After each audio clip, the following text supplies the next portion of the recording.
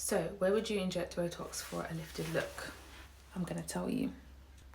So I'm going to use my prop today. This is the Rimmel pencil that I use for markings. You can't really see it, but it's amazing.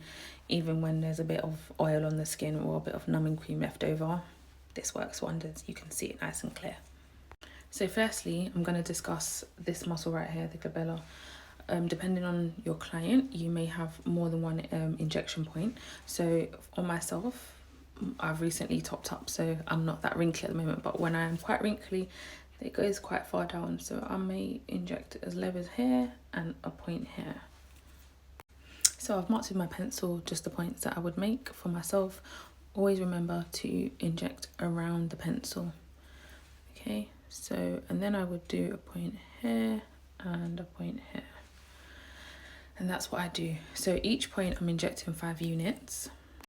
With men, the muscles may be stronger, so you may want to inject a little bit more at each point. You may inject up to 7 units.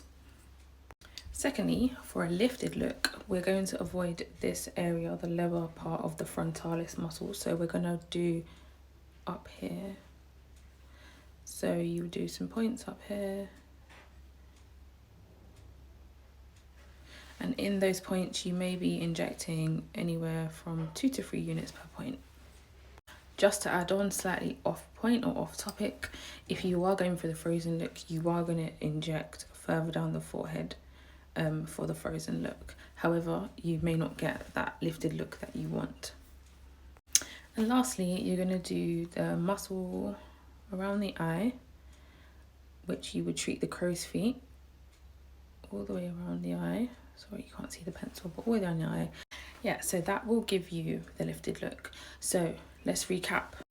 This muscle goes in a downward motion, and when you inject Botox and relax it, it lifts.